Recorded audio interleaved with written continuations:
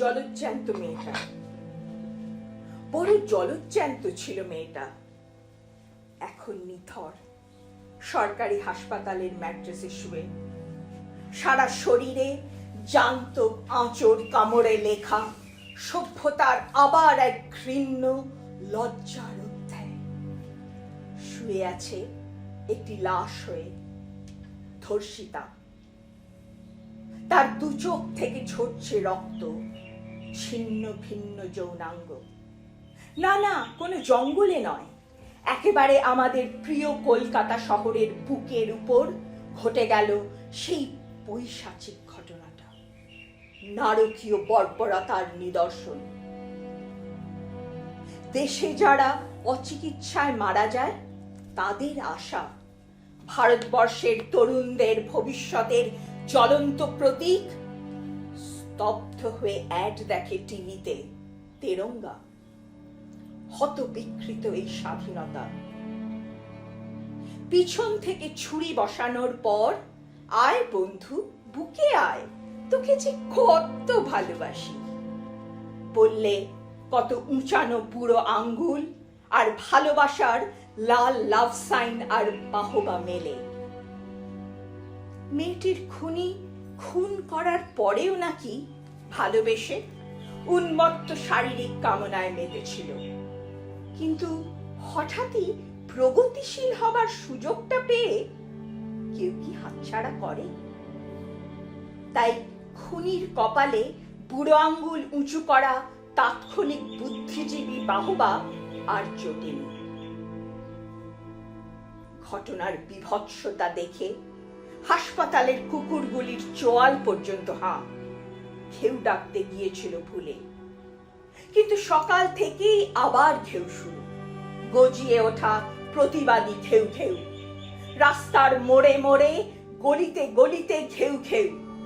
পিসি কুকুর বলে ঘেউ, আভি সিবিআই লাও, ফাঁসি মে চড়াও। ভাইপো কুকুর বলে ঘেউ, এনকাউন্টারে করো সাফ। রাজনৈতিক ঘেউ, লাল বলে ঘেউ, নীল বলে ঘেউ, সবুজ বলে ঘেউ, মধ্যবিত্ত সুবিধাবাজ বলে ঘেউ ঘেউ। কিন্তু সব কুকুরেরই একই রাগ, মাথাগুলো মুড়িয়ে এক জায়গায় বাঁধা। শুনেছি নাকি মেয়েটির মা শাড়ি বেচে মেয়ের পড়াশোনার পয়সা জোগাড় করতেন। মা হয়ে এই কি করলেন আপনি? একটু বিশ্বাসঘাতকতা করলে কি এমন ক্ষতি হতো? মেয়েটার বিয়ে দিতেন, বিরাট পার্টি হতো, আমরা কবজি ডুবিয়ে খেতাম। নির্লজ্জ।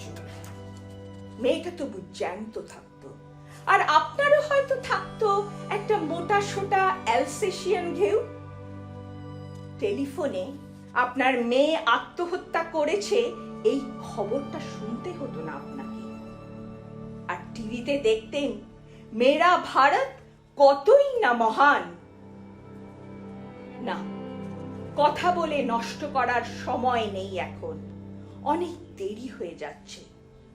সববাহী গাড়ি কোনো জ্যামে পড়লো না, একদম লাইন ক্লিয়ার। তড়িঘড়ি ইলেকট্রিক চুল্লিতে ঢুকে গেল বডিটা।